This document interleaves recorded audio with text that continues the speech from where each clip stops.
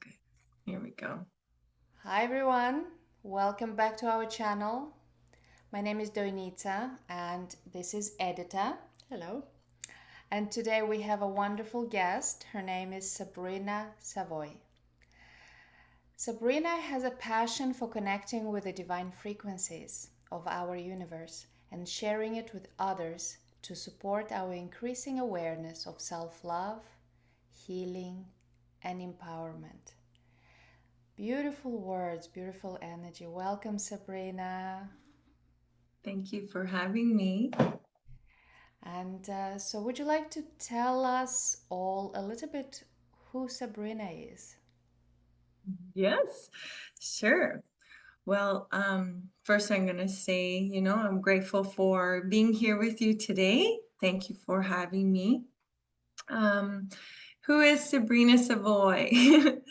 I am someone who is really passionate about energy work, working with the land, tuning into the divine, and then being able to bring it back into our everyday lives and allowing it to be weaved into everything that we do.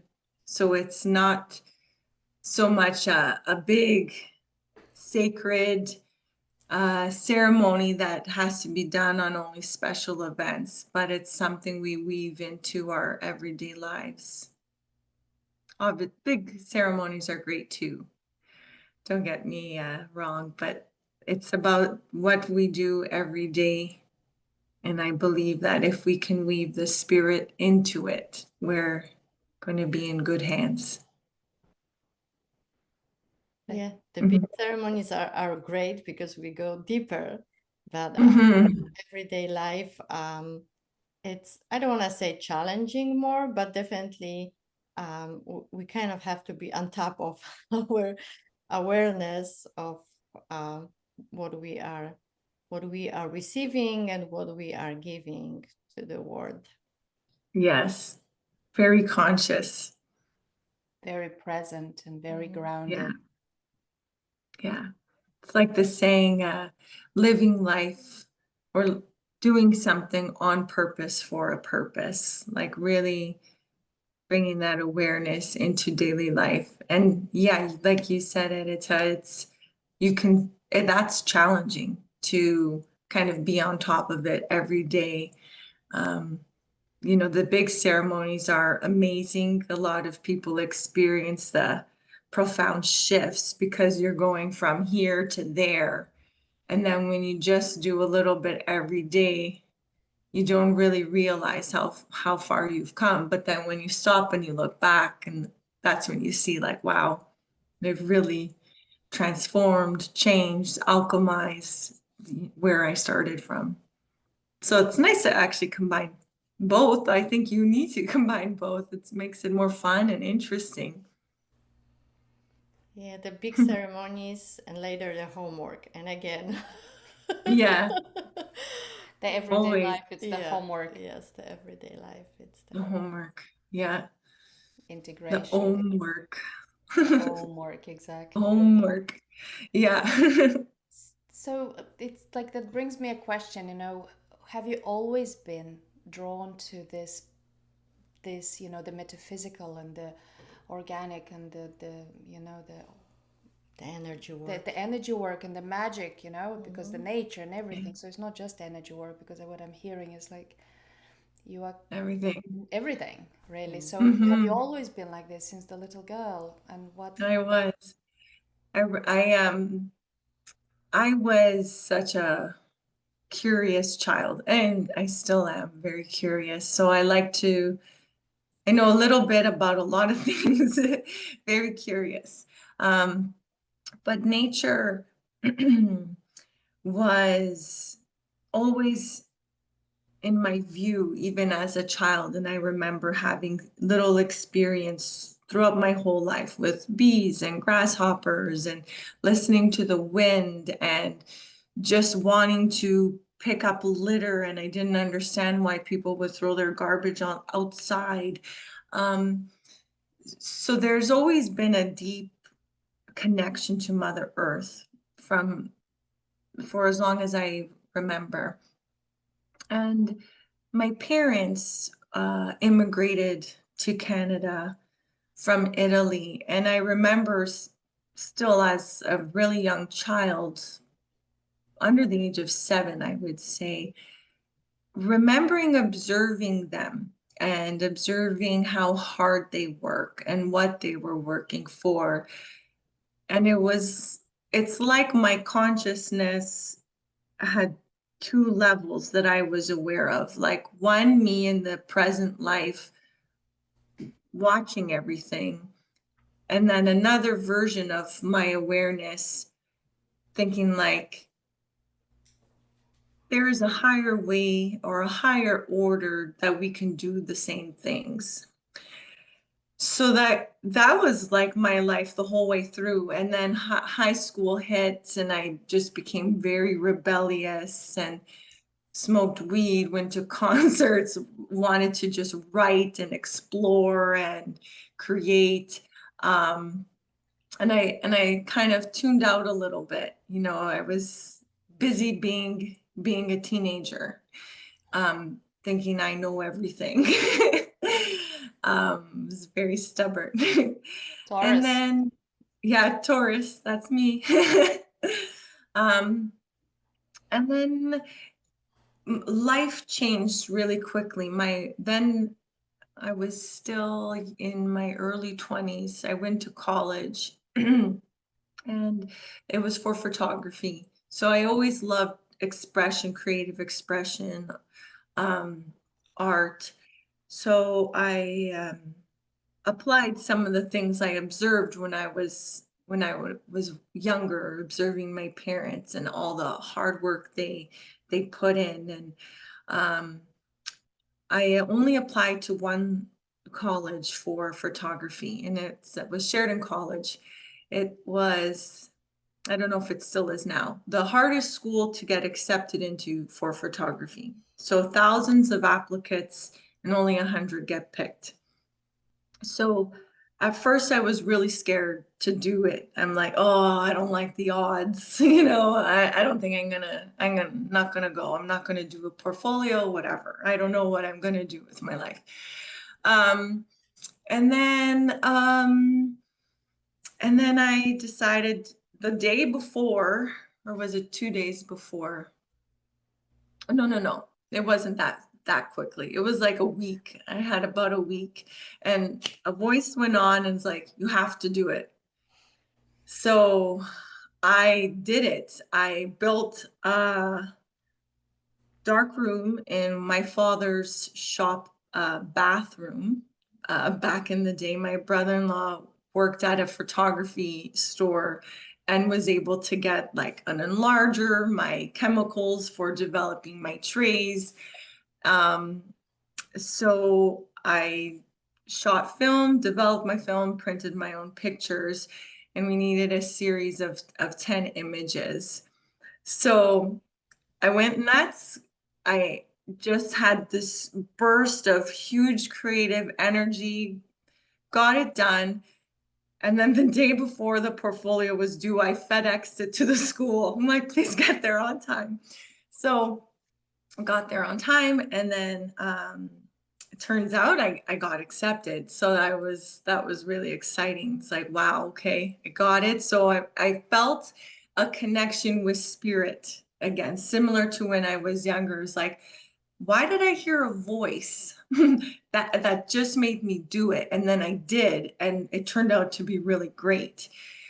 So then it started to take me back. And then I was, with people my age, and they were just starting that like party stage, and I was already kind of falling out of it, like, meh, kind of already do that stuff, don't want to do it anymore.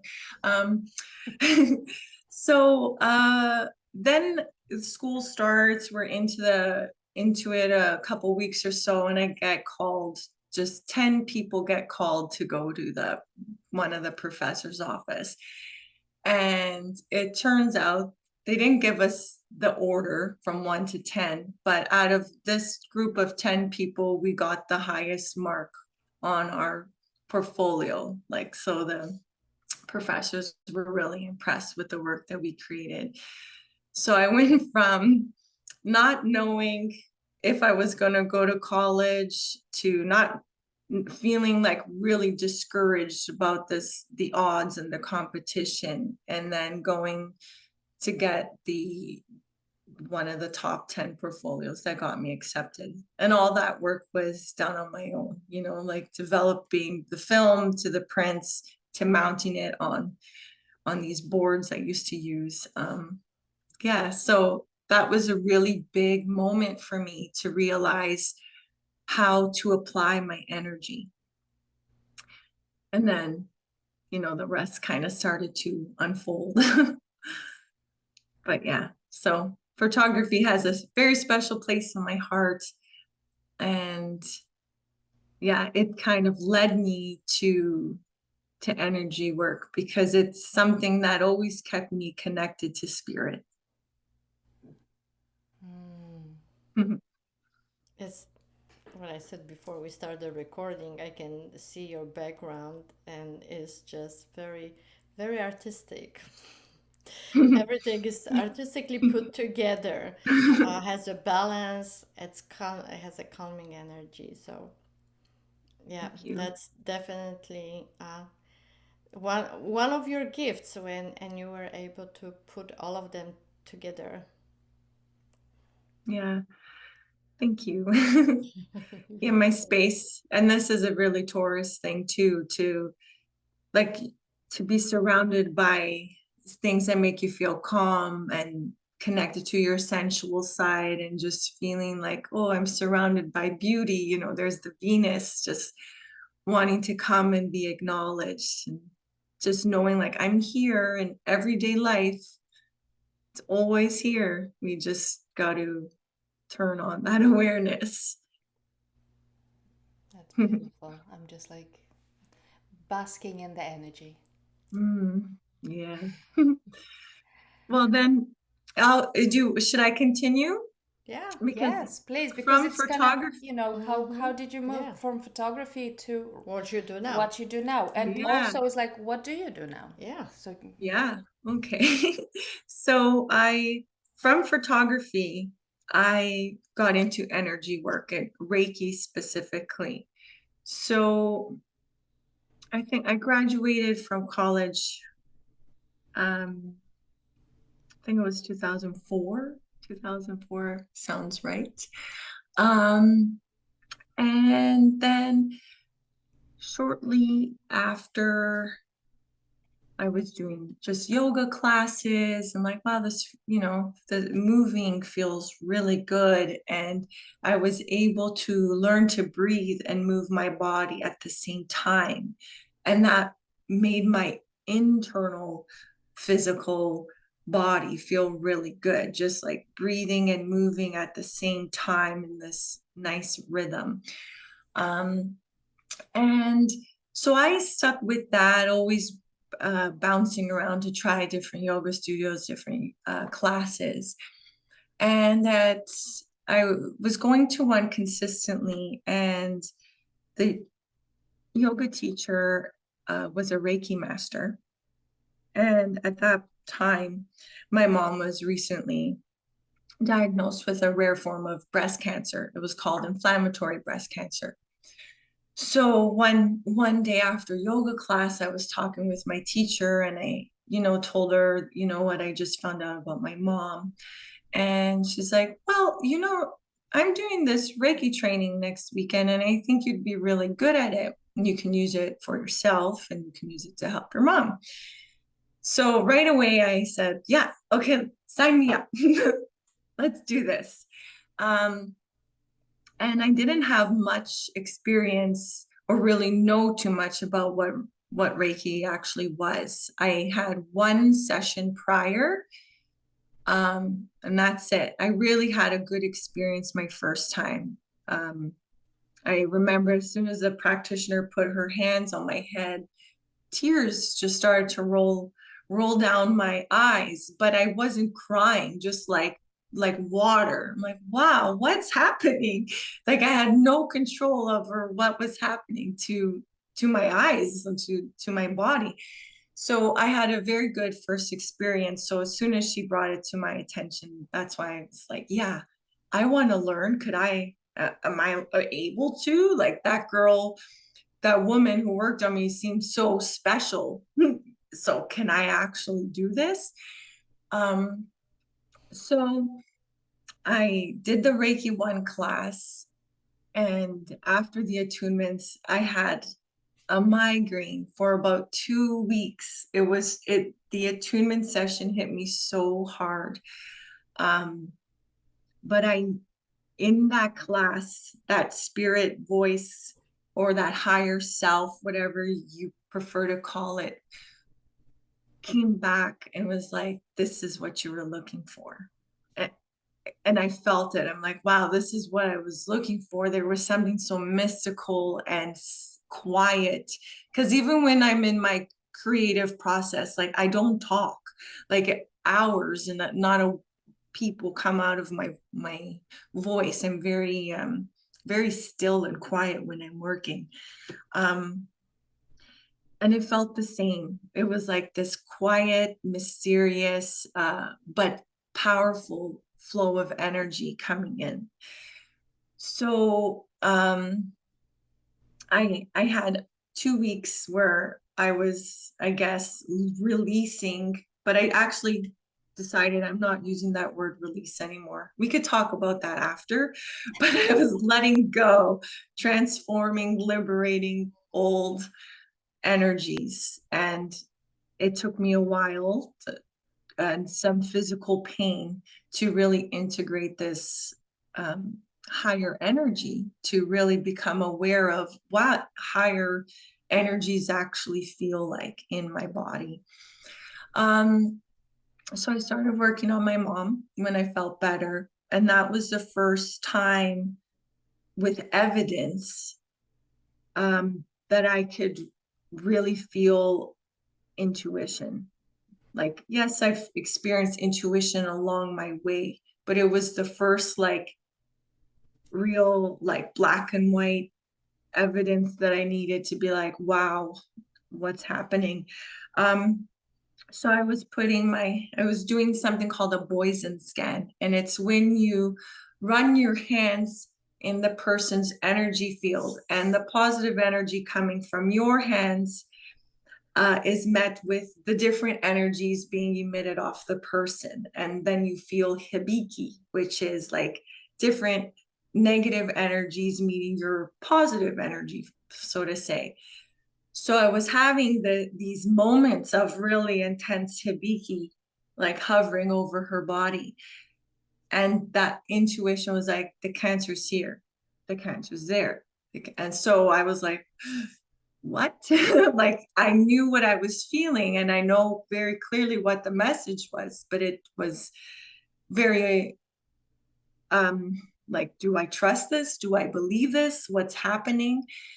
So I didn't say anything to my mom because she was having a very hard time with this diagnosis because she was a very healthy person. Like from the outside, you see her life. She was very fit. She exercised every day, ate healthy, doesn't drink, didn't smoke.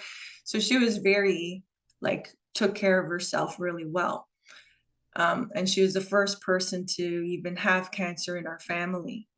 So her diagnosis was a surprise and it was very hard for her. So I did not want to make her feel worse by what I felt. So then I'm like, okay, I'll keep this to myself. Let me just send her the energy. So she really enjoyed it. She felt relaxed. Since her diagnosis, she had a lot of anxiety. So Reiki was really helping her just calm down, even for an hour, it was an improvement. So I think it was a few weeks to a month after she had to do a checkup to do where her CT scans, and thank you, even she would have to drink a liquid and then go in the machine and then they would see where the cancer is. And then when the results came back, those spots that were shown to me was revealed in those scans. So that was my evidence, like, wow, this is scary, but it's working, like something is happening. So I need to pay attention. So I did get a little bit freaked out at first. So then I asked my Reiki master, can you work on my mom? And can I just be there? Like, because I wanted to like see the way she worked. And then it was so emotional for me to go through that experience. So I needed time to process what was happening. But I continued to work on other people and gain my practice and experience. And then I eventually started working on my mom again because she was actually asking. So that was my big initiation into Reiki. So for me, this was, way before social media. It was 2007 or 2008, sorry. 2008 was when I did my Reiki training in first degree. So I didn't need to tell anybody. It was still very private. There was no Instagram to post about it. It was a very quiet life experience that I was having. And this is what I'm really passionate about. So from that experience, I stayed on the path of Reiki, learned more about it, completed the training, and now I teach. Actually, this Saturday, I'm teaching a level 2 class, and I'm really passionate about it and just sharing the magic of our conscious awareness, our intentions, and how we as individuals perceive energies coming from ourselves, coming from other people, um, respecting free will and soul contracts, knowing that even though, you really want to take someone's cancer away, that's the ego saying that their soul might have agreed to go through that experience, maybe pass away with it. And no matter how much Reiki you give them or healing energy you send them, that doesn't mean it's going to stop them from having that experience if that's what their soul agreed to experience. Make sense? Yeah. Correct. It's correct. Yeah. Correct, exactly. Yeah. If I'm So, like, how, yeah, go ahead. I'm curious. Probably everybody's like, how is your mom? So she was given 6 months to live at her diagnosis, and she lasted 2 years. So yeah, she passed away when I was 25. Mm. Yeah, so that was a very interesting journey to be on, you know. So, and then in hindsight, I realize or I see why I experienced a lot of those 20-something-year-old lives in my teenage years. It's like everything was fast tracked for me because in my 20s, I was, into something else. I was friends with people in their 40s and learning from them and, you know, just having a really simple life. Um, and I wouldn't have changed it because I I love what I do and I love how I got to this moment. So I know very much that she's part of my practice now, and I have a really deep respect for Reiki. And I know it's really misunderstood in the West, and how it's used and what it's used for is um, questionable at times. But I just hope to teach enough people to share what the gift really is and allow them to use it in their own life and touch other people's lives with it too. Would you tell us in a few short sentences what how you perceive Reiki? What is your thoughts, opinion, and how you feel about it? Okay. Well, for me, Reiki is like source energy.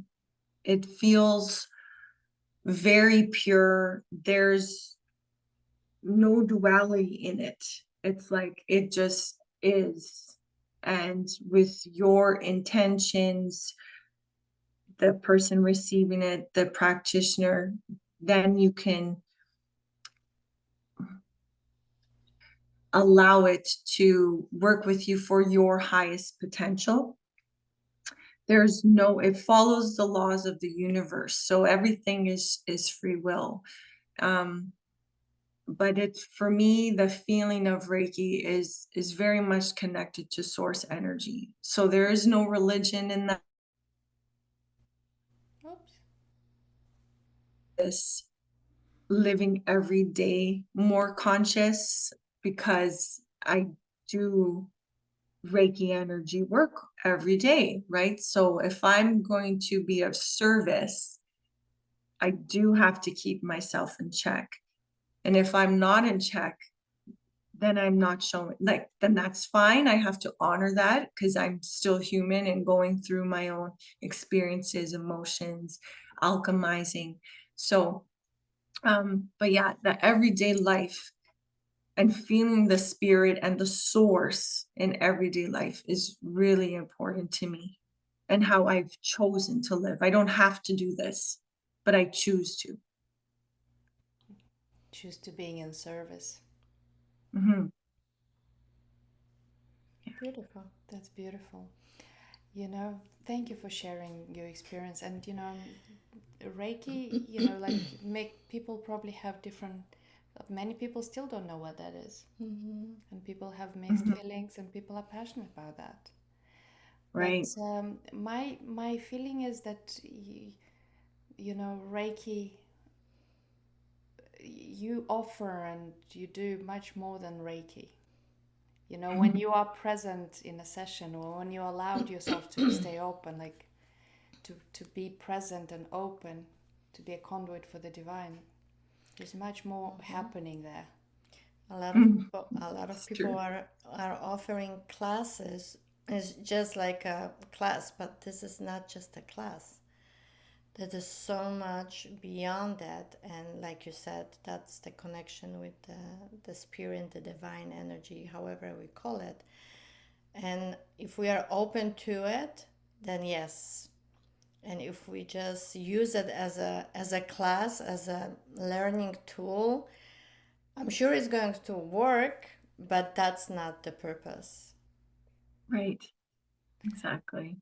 Because you Yeah. opened up, you allowed yourself to open up to it. So Yeah. that takes courage Mm-hmm. Yeah. to It, infinitely to open up to your own shadows, to your own. Yeah, and be this way in a service to other people. Mm-hmm. yeah. It's It's I not just a always tool. say, yeah, one of the things or mottos that I really stand behind when I'm working, and is like, your healing is everyone's healing. So I sometimes say, when I'm writing or sending an email or a post, I'll end it with, your healing is my healing, is our healing, because we're all somehow connected. And if we're all in a lower vibration, like, we're all going to feel in that lower vibration. If we can heal and alchemize and transform some of our limitations, then we are healing this for everybody. And it's kind of like, the seven grandfather teachings is like, for all my relations. So what we're doing here is not just for this person in front of you, but we're going 7 generations behind us and 7 generations in front of us. I don't know why it's 7. I do not remember what the definition of Mm-hmm. yeah, 7 is, but for me, I don't have a number. That's just like I think I see this thread, this infinite thread, literally when I say the words, and I see it going behind and I see it going in front, and I just kind of see it around the world. And then from the world, it goes out into the universe. So it's like everything is so intricate and weaved together. So it's a lot. It can be a lot to be mindful of everything and how one decision affects everything. Um, so it's not, don't do that and make yourself crazy, like you still have to live your life, but just be more kind, be more aware, be more conscious. Like simple things with the litter. Instead of, you're driving, you roll down your window, you stick it out the window. Just save it. Throw it in the garbage when you park the car. Like you could do super simple things, that aren't taking up a lot of your mind space, or making yourself think too much about life. Because of course it's a mystery. We don't know everything. And the healing doesn't start and doesn't end on a table or wherever we do the sessions. It's Right. it's the everyday life, like you said. Yeah, it's And true. Everyday life. it's like you said, it's like don't get yourself crazy with like with everything Mm-hmm. else.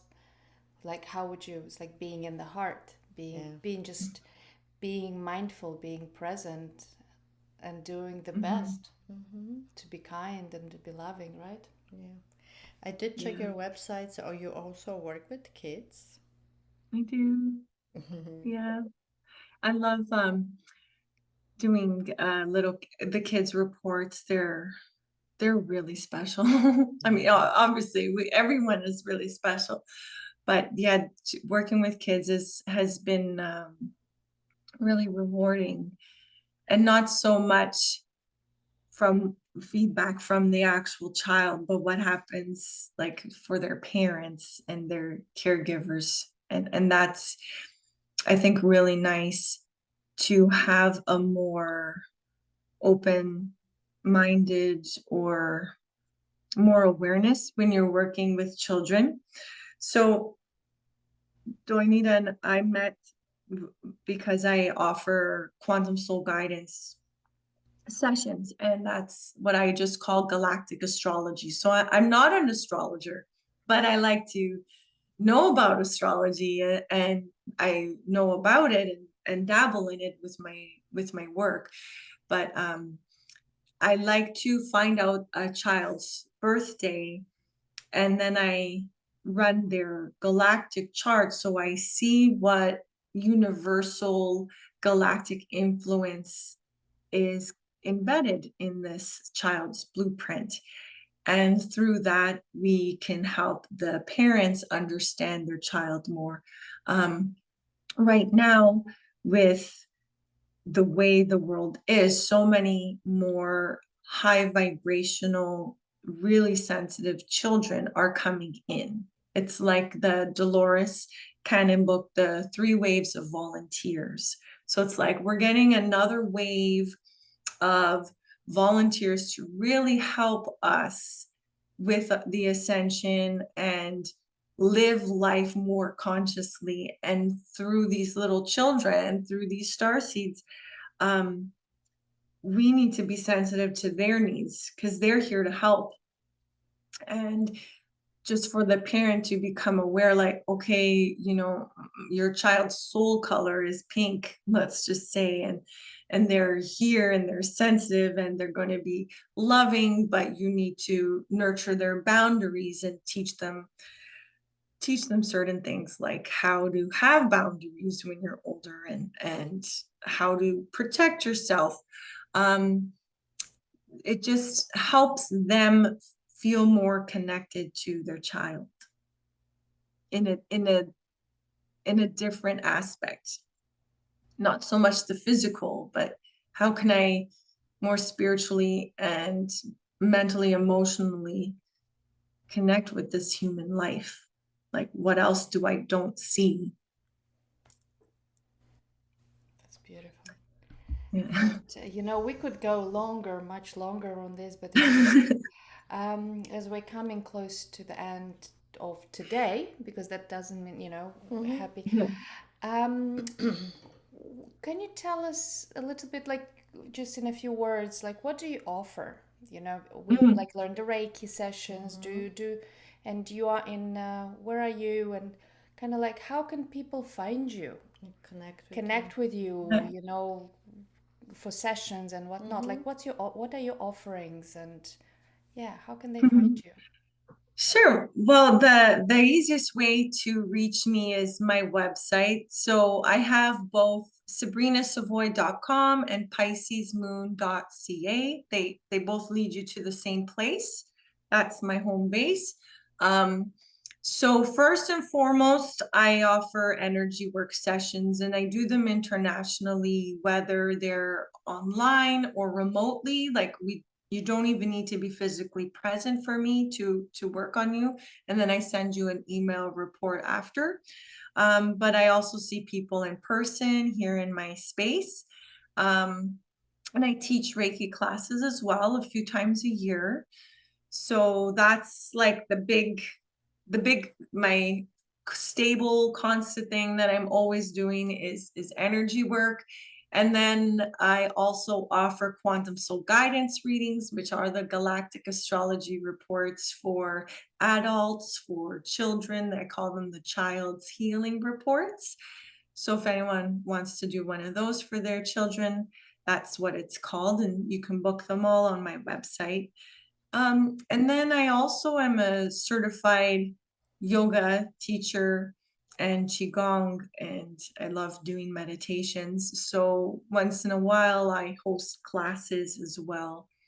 So yeah, I do a few things, all in the spiritual realm, all with the passion and intention to empower yourself to kind of take the responsibility to be your own healer. You know, everyone's going to have work to do. Yeah, but those are my main things that I do, and it's all on my website. And of course, I'm gonna add your website in the description below, so Oh, that will be easy. And you said it's excellent. you offer in-person sessions, and you are, where are you Oh located? yes, I'm in currently in Beaton, Ontario. So I'm like an hour and a half outside of the city. Um, but I'm moving half an hour further north in this summer. So I will have a new space. I don't know how long what my next space is going to New look like, but beginning. I'll get to play and be creative and design a new peaceful sanctuary for people to visit me in. A Yeah. beautiful So new beginning. yeah, I'm excited about that. Well, like I said, I would love to chat more. So maybe in the future would love to have you back so we can go deeper, delve deeper into perhaps the galactic astrology and other magical offerings you offer. And but for now, you know, thank you so very much for your presence and sharing your wisdom and your love. And I just wanted to add another thing that you are a beautiful mother of two children as well. So you as you work with children, you nurture and you raise children yourself. You're a beautiful mother. Mhm. So thank you for being you, for opening your heart to yourself, to spirit, and shining so bright And sharing all Oh, of it with us. and sharing all of thank it with you. us. So it's just an honor to have you here with us today. And of course, if anybody would like to connect with you, your website will be in the description below. And if you have any comments, you would like to ask questions from Sabrina or have any comments, please drop them in the comment link below. And yeah, if you like our channel, please subscribe, please press the like button and share it with your friends and family members. It will help us a lot to grow and share the magic with everyone. Yes. So, Beautiful. thank you so much, Sabrina. Thank you for having me. I'm very And, Thank grateful. you. and thank you, Thank you. everyone, for watching, See for you. listening. And till next time, bye for now. Bye.